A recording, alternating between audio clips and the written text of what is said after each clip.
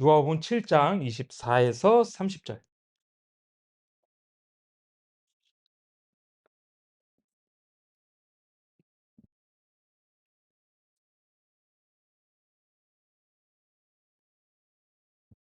누가복음 7장 24에서 30절 말씀. 24에서 30절. 앉았어요? 누가복음 7장 24에서 30절까지 말씀 제가 읽고 그리고 기도하고 말씀 나누도록 하겠습니다. 누가복음 7장 24에서 30절까지 말씀입니다. 요한의 사자들이 떠난 뒤에 그분께서 사람들에게 요한에 대하여 말씀하기 시작하되 너희가 무엇을 보려고 광야에 나갔느냐? 바람에 흔들리는 갈대냐? 그러나 너희가 무엇을 보려고 나갔느냐? 부드러운 옷을 입은 사람이냐? 보라, 화려하게 차려입고 호화롭게 사는 자들은 왕들의 뜰에 있느니라. 그러나 너희가 무엇을 보려고 나갔느냐? 대언자냐? 그러하다. 내가 너희에게 이르노니 대언자보다 훨씬 더 나은 자니라. 기록된 바 보라, 내가 내 사자를 내 얼굴 앞에 보내노니 그가 내 앞에서 내 길을 예비하리라 하신 말씀이 가리키는 자가 곧 이 사람이니라. 내가 너희에게 이르노니 여자에게서 태어난 자들 가운데 침례자 요한보다 더 큰 대언자가 없도다. 그러나 하나님의 왕국에서 가장 작은 자가 그보다 더 크니라 하시니라. 그분의 말씀을 들은 온 백성들과 세리들은 요단의 침례를 받았으므로 하나님을 의롭다고 하되 바리새인들과 율법사들은 그에게서 침례를 받지 아니하였으므로 자기들을 향한 하나님의 계획을 거절하였더라. 아멘. 잠시 기도하고 말씀 나누겠습니다. 살아계신 하나님 감사합니다. 저희들 구원해 주시고 또 이렇게 하나님께 나와 예배 드릴 수 있는 이 장소 예배당을 하나님 예배당을 만들어 주셔서 감사합니다. 또 교회를 세워 주셔서 너무 감사합니다. 이곳에서 하나님께 예배드리며 또 찬양하고 기도하며 하나님께 영광 올려 드리기를 원합니다. 오늘 이곳에 모인 모두에게 하나님의 말씀이 심겨질 줄 믿습니다. 옥토와 같은 마음밭에 이 말씀이 심겨질 수 있게 도와주시고 인도해 주시옵소서. 또한 이 말씀을 들을 때 우리 각자 마음 안에 계신 내주하신 성령 하나님의 음성을 듣고 깨달을 수 있게 인도해 주시기를 간절히 원합니다. 오늘 이 말씀이 우리 모두에게 도전이 되고 또 우리 모두에게 힘과 격려가 될 수 있는 말씀이 될 수 있게 인도해 주시옵소서. 능력과 또 지혜를 더해 주셔서 말씀이 온전하게 하나님의 뜻대로 선포되어질 수 있게 인도해 주시기를 간절히 원합니다. 감사드리며 예수님의 이름으로 감사하며 기도드렸습니다. 아멘. 네, 그렇습니다. 오늘 말씀의 제목은 무엇을 보려고 왔는가라는 제목입니다.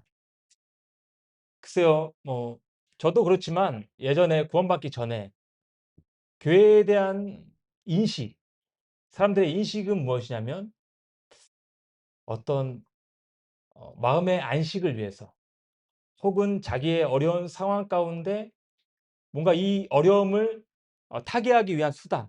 그래서 신을 믿으러 가자라는 어떤 어, 그런 마음가짐으로 종교를 믿거나 그렇게 신앙생활을 하는 것 같습니다.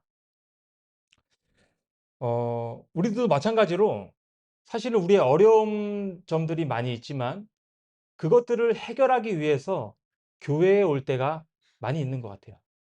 그리고 그 어려운 문제를 해결해 주기를 원하면서 기도하고 간구하고 그렇게 나아갑니다. 물론 이것이 나쁜 건 아닙니다. 절대. 하지만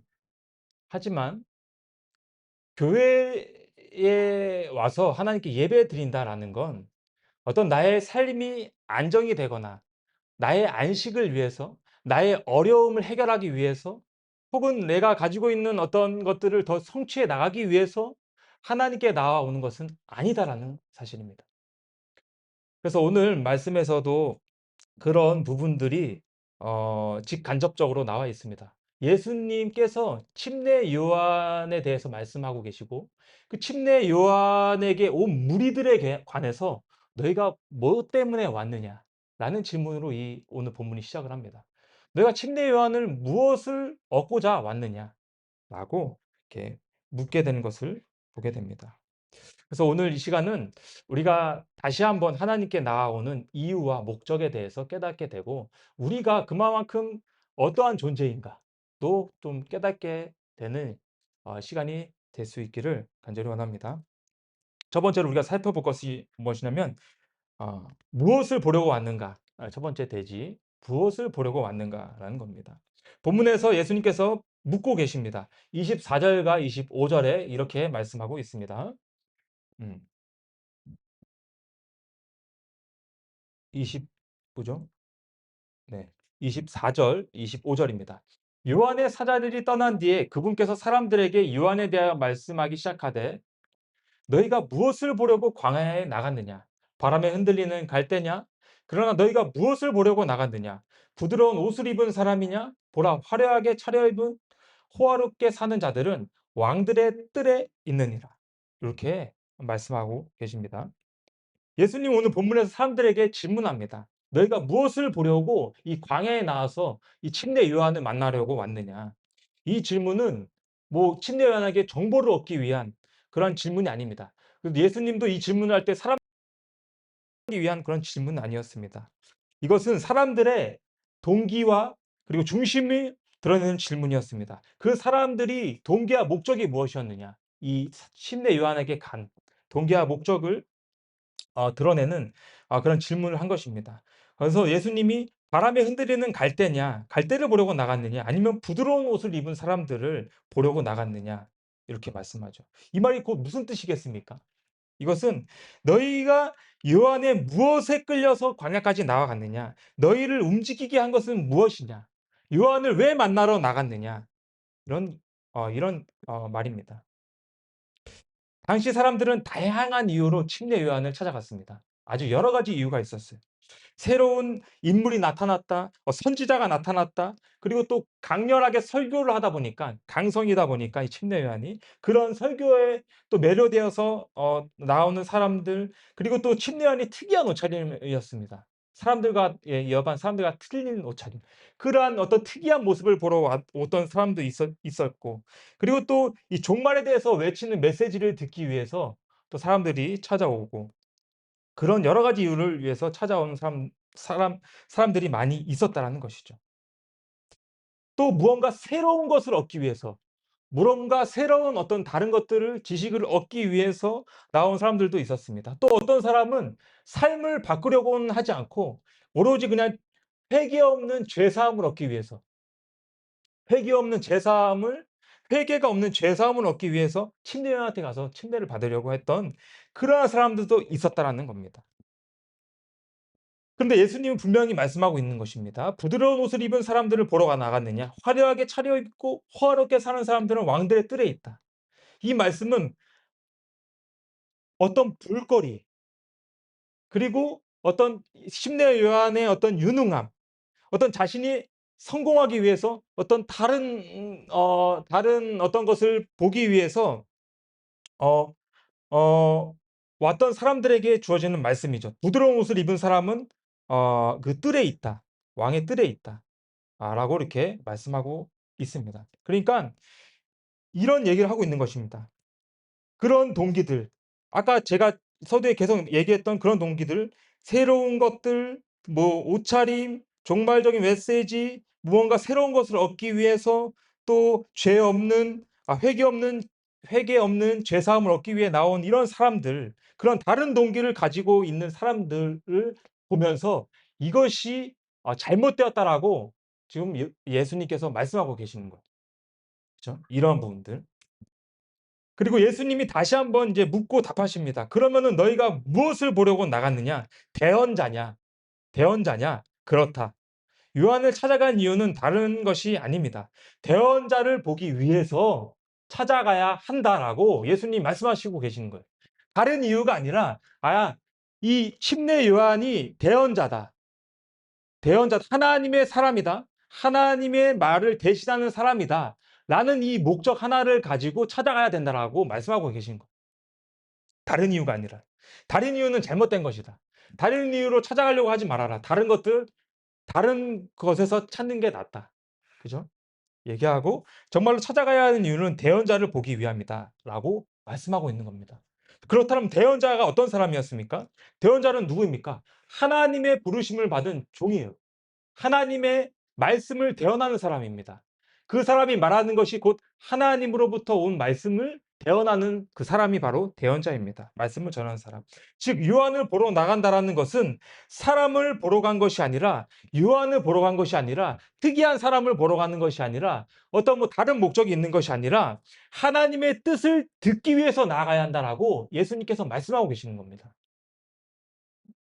화려함을 보기 위해서도 아니고 세상의 유익을 위해서도 아니고 나의 어떤 것들을 채우기 위해서도 아니라 하나님의 말씀을 듣기 위해서 하나님의 말씀을 선포하는 대언자를 보기 위해서 나아가야 된다라고 분명히 말씀하고 있는 것입니다. 사랑하는 성도님 여러분, 예수님이 이 질문은 오늘 우리에게도 그대로 적용이 되는 거예요. 너희는 무엇 때문에 모여 있느냐? 우리 모두가 무엇 때문에 모여 있죠? 무엇을 얻으려고 예배 자리에 나오셨습니까? 위로를 얻기 위해서입니까? 형편이 나아지기를 바라서입니까? 문제 해결을 기대하며 나오셨습니까? 하나님은 우리의 필요를 다 아십니다. 그것도 정말로 중요하지만 지금 얘기한 거 물론 그런 마음가짐으로 그런 마음을 회복되기 위해서 나온 것도 맞습니다. 그러나 본질을 알아야 된다는 거예요. 본질. 우리가 여기에 모인 본질. 우리가 말씀을 듣는 본질. 그 본질은 하나님의 말씀을 듣기 위해서 나오는 것이고 그 이상도 그 이하도 아닙니다. 여러분 물론 지금은 대언자가 없습니다. 지금 하나님으로부터 직통 계시를 받고 뭐 말씀을 전하는 사람 그거 다 이단입니다. 이단. 지금은 대언자가 없어요. 예. 지금은 자기가 대언자다. 하나님의 말씀을 내가 듣고 여러분들에게 가르치는 것이다라고 얘기하는 사람들은 다 믿지 않으시면 됩니다. 이단이라고 생각하면 됩니다. 그러니까 대언자는 없습니다. 하지만 성경이 완성되었기 때문에 말씀을 이렇게 전하는 사람은 있습니다. 목사로서 교회 시대에 그렇죠? 하나님 세우신 목사로서의 그 역할을 하는 사람, 말씀을 가르쳐주고 선포할 수 있는 역할을 하는 사람이 있죠. 그런 사람이 있습니다. 대언자는 없습니다. 근데 하나님 우리에게 온전한 말씀, 성경을 주셨다라는 거예요. 대언자 대신, 대언자가 없는 대신 이 온전하신 완성된 말씀인 성경이 우리에게 주어졌습니다.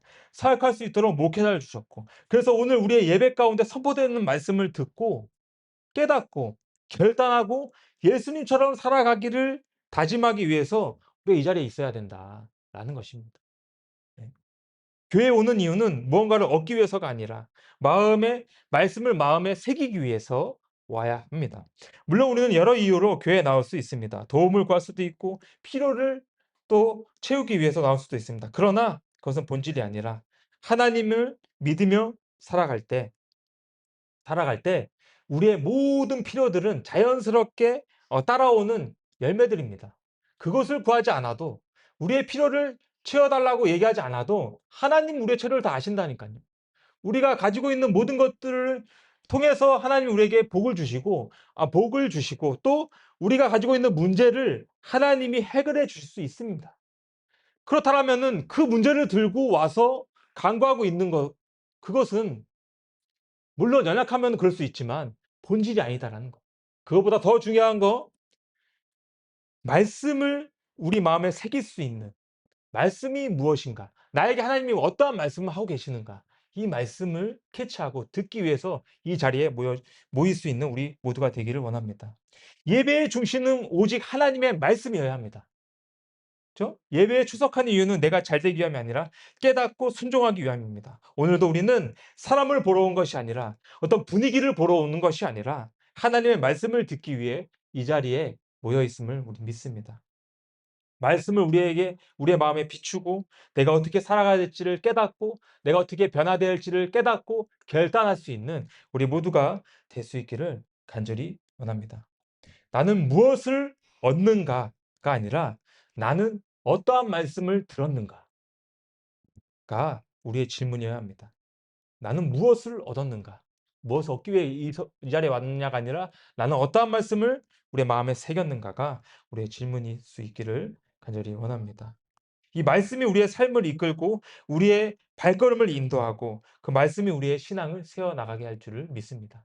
그래서 침례 요한 때도 수많은 사람들이 침례 요한을 따랐지만 다 어떤 잘못된 목적을 가지고 나온 사람들이 많았다 이거. 예수님이 그것을 정확하게 지적을 하고 확실하게 얘기합니다. 이 침례 요한은 대언자다. 대언자의 말씀을 듣기 위해서 모여야 한다라고 말씀하셨습니다.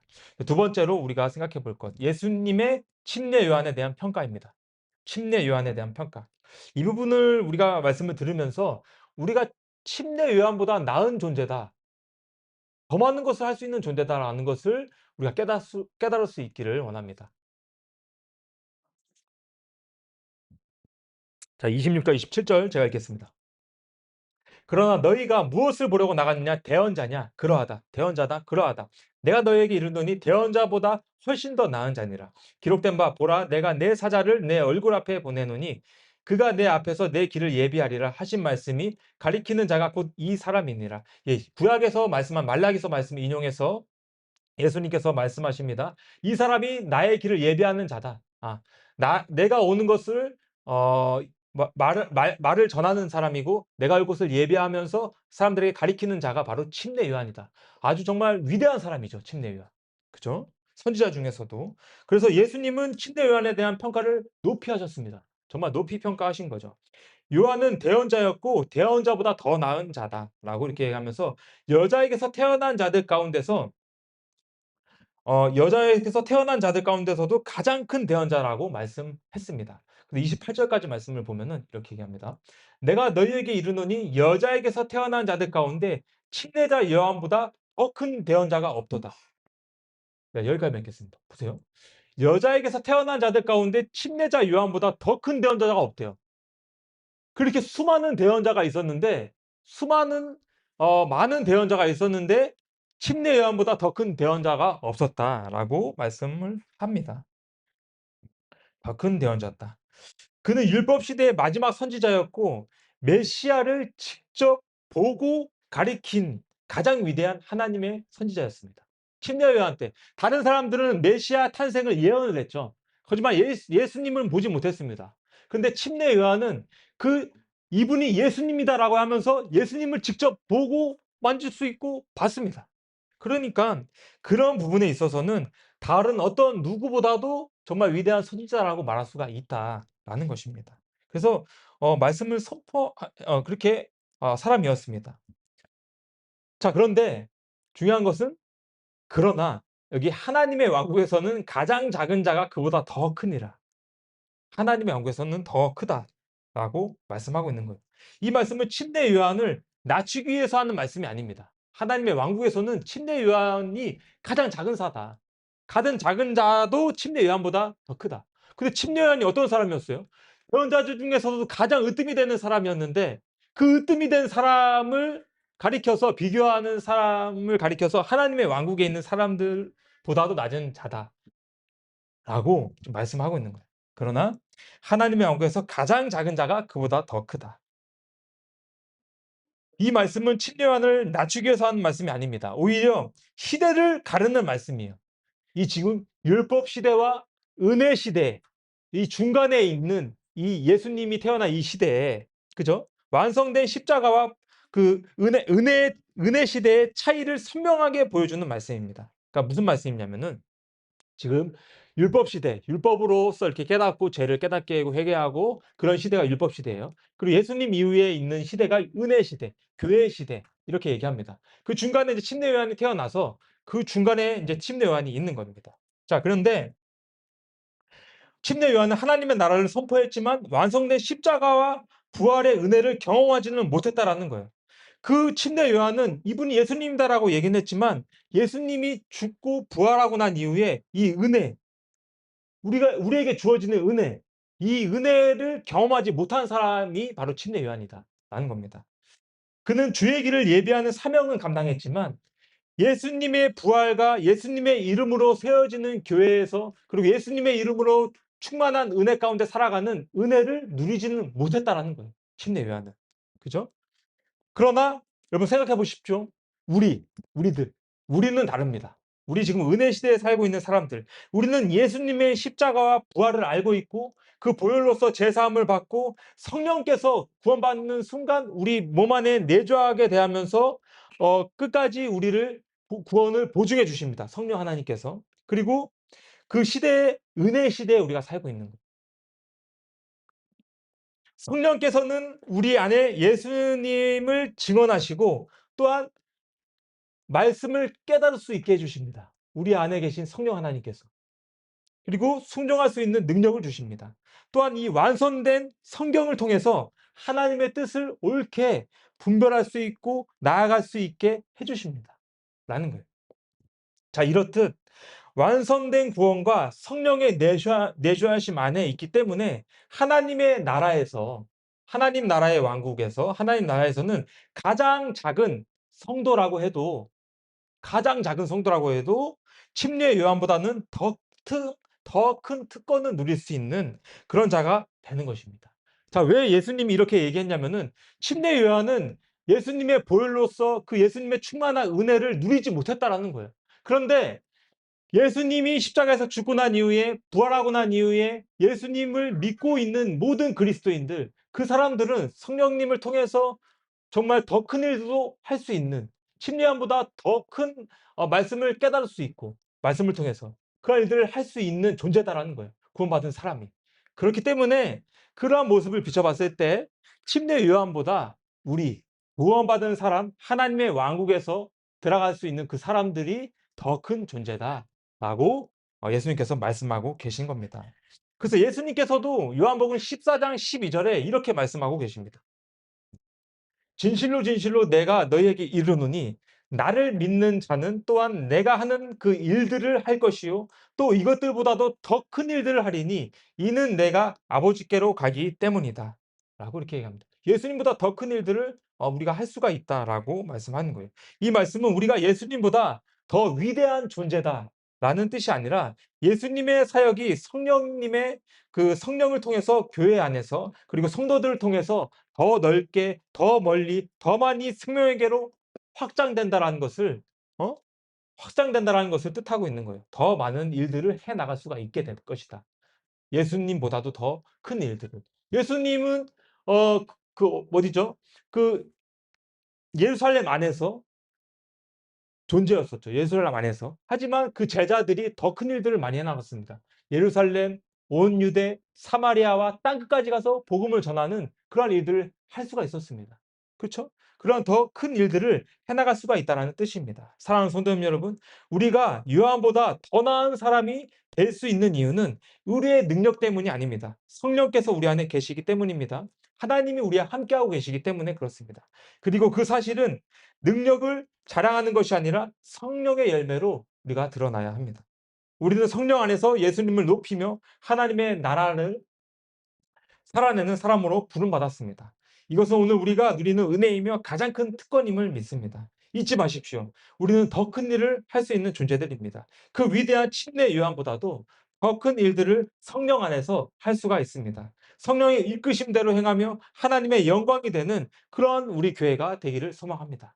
여러분, 우리는 정말 침례 요한보다도 더 큰 일들을 해나갈 수 있는 존재. 그러한 능력과 그러한 일에 쓰임 받을 수 있는 존재라는 것을 잊지 마시고 어, 교회를 위해서 하나님께 쓰임 받을 수 있는 우리 모두가 될 수 있기를 간절히 원합니다. 마지막으로 우리 요한에게 나아간 사람들과 거절한 사람들에 관해서 말씀을 나누도록 하겠습니다.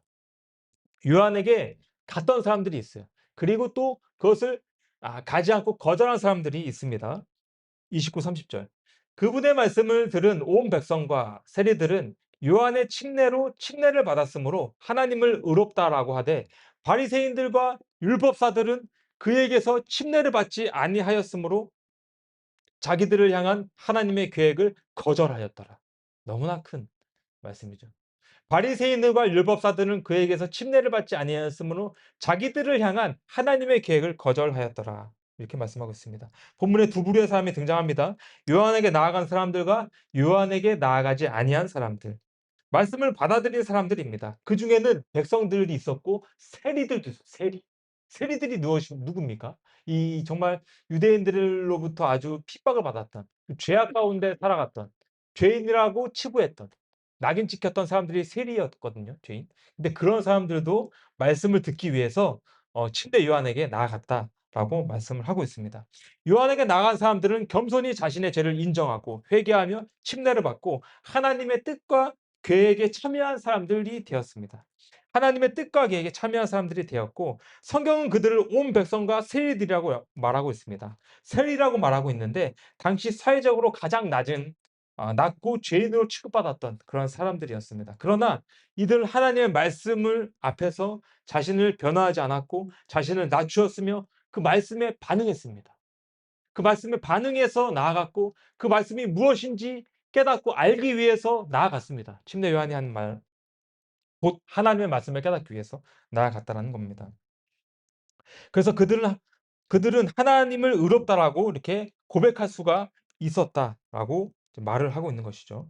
두 번째로 또 거절한 사람들은 바리새인들과 율법사들입니다. 반면 요한에게 나아가지 않았던 사람들이 있었는데 그들은 누구였냐면은 바리새인과 율법사들, 바리새인과 율법사들이었습니다. 이들은 누구보다도 말씀을 잘 알고 있다고 여겨졌던 사람들이었습니다. 율법을 연구했고 또 가르쳤고 스스로도 신앙적으로도 자부심을 가지고 있었던 그러한 사람들이었습니다. 그러나 정작 하나님의 말씀이 선포되어질 때 요한 선지자가, 그쵸? 선포되어질 때 그 말씀을 알아보지 못했습니다. 그 말씀을 깨닫지 못했습니다. 그 말씀에 관심 가지지 않았습니다. 그 말씀에 귀를 기울이지 않았다라는 거예요.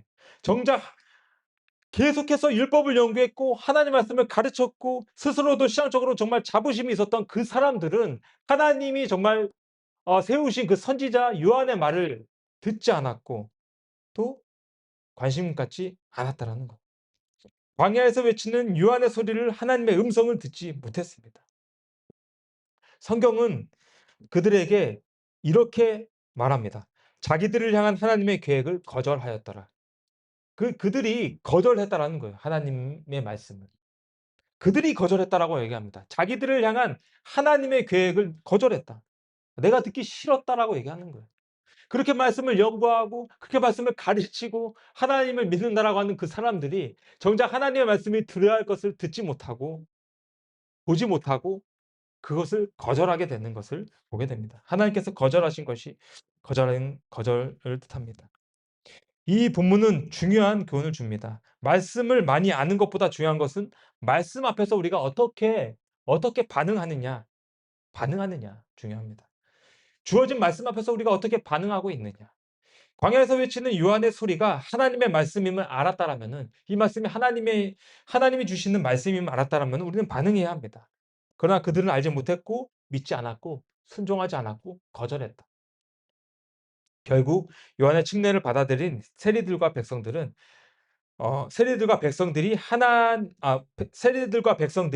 바리새인들과 율법사들보다 더 큰 은혜를 입은 사람들이 되었습니다.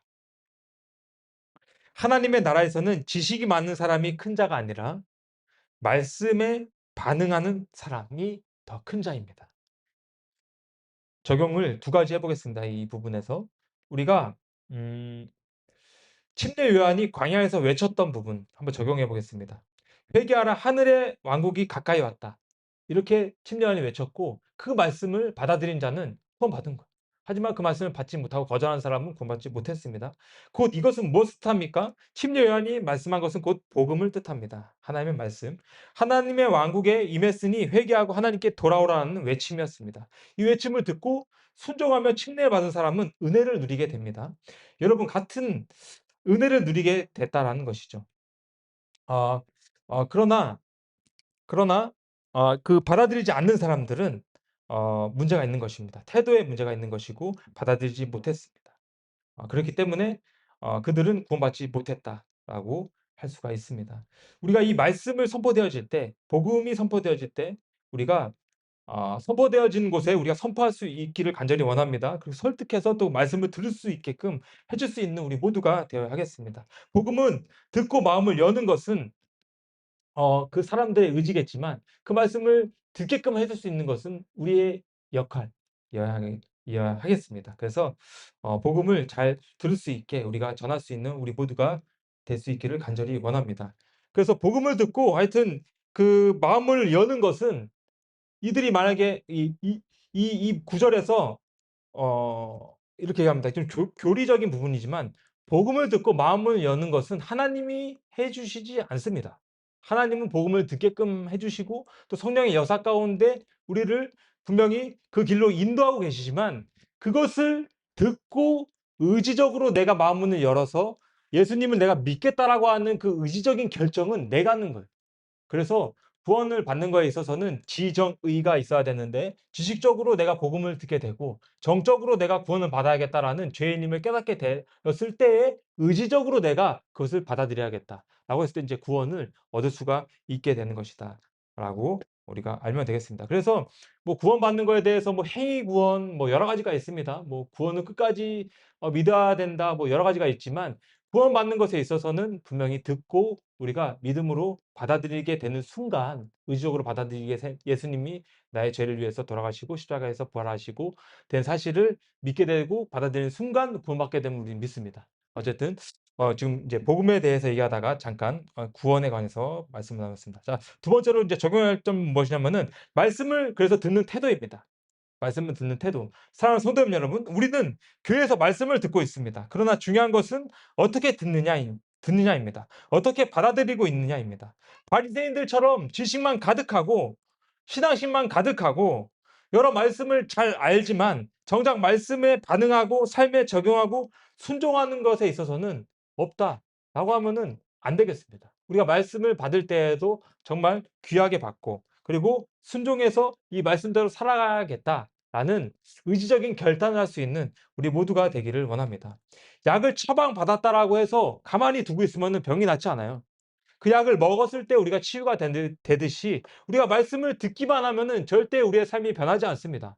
우리가 말씀을 들었다라면은 의지적인 결단을 하고 그리고 내가 이 말씀대로 살아가겠다라는 말씀에 순종하고 그 순종에 대한 행위를 드러냈을 때에 그때 우리에게 더욱더 큰 변화가 일어나고 그 삶을 통해서 하나님이 사용하시고 하나님의 영광을 드러내는 도구로 우리를 사용해 주실 줄을 믿습니다. 그래서 문제는 하나님이 말씀하시느냐가 아니라 우리가 그 말씀에 어떻게 반응을 하느냐에 있습니다. 말씀에 반응하는 자는 은혜 가운데 거하게 되고 말씀을 거절하는 자는 스스로 그 은혜 밖에 머물게 되는 거예요. 그래서 그 말씀을 잘 반응할 수 있고 그리고 그대로 순종해 나아갈 수 있는 우리 모두가 되기를 간절히 원합니다. 네. 오늘 말씀 잠깐 정리를 하겠습니다. 첫 번째 대지에 나왔던 것은 침례 요한에 대해서 나왔습니다. 무엇을 보려고 나왔느냐? 우리 예배당에 무엇을 보려고 나왔느냐? 나의 필요들, 나의 연약한 점들, 나의 것들을 보완하기 위해서 나온 것도 정말 중요하지만 본질은 무엇이다? 하나님의 말씀을 듣기 위해서 와야 된다. 하나님이 나에게 무엇을 말씀하고 있는지에 대해서 우리가 깨닫고 알기 위해서 이 자리에 나와 있어야 된다라고 말씀드렸습니다. 두 번째는 무엇이었습니까? 침례 요한에 대한 평가였습니다. 침례 요한 어떤 사람이었죠? 정말로 선지자 중에 위대한 사람이었습니다. 그러나 그 선지자도 우리들만 못하다라고 예수님께서 말씀하고 있는 거예요. 왜냐하면은 침례 요한은 예수님의 그 큰 은혜에 대해서 모릅니다. 선포만 했지. 하지만 우리는 예수님의 큰 은혜에 대해서 하나님의 은혜에 대해서 은혜 시대에 살고 있는 우리들 구원받은 사람은 성령께서 알려주시고 또 기도를 통해서 하나님께 나아갈 수가 있고 그런 모든 것들을 다 누릴 수 있는 존재다. 그렇기 때문에 침례 요한보다 더 큰 존재로서 더 큰 역할들을 해줄 수 있는 존재가 바로 우리들이다. 라는 것을 또 잊지 않기를 원합니다. 또 마지막으로 또 무엇이었습니까? 요한에게 나간 사람들과 거절한 사람들이 있었습니다. 요한에게 나갔던 사람들은 정말 죄인이었어요. 그리고 백성들이었습니다. 볼품없는 사람들이었을 수도 있습니다. 그리고 자신을 또 연약하게 봤던 사람들. 그러나 중요한 것은 하나님의 말씀을 통해서 변화되려고 했던 사람들. 내가 죄인임을 깨달으려고 내가 죄인임을 인정하고 하나님의 말씀을 통해서 변화되려고 했던 그런 사람들, 세리들, 그렇죠? 백성들, 그런 사람들이 나아갔습니다. 그 사람들이 나아감으로 인해서 변화된 삶을 살았습니다. 그러나 두 부류의 사람들이 있었죠. 바리새인과 율법사들. 어떤 사람들이죠?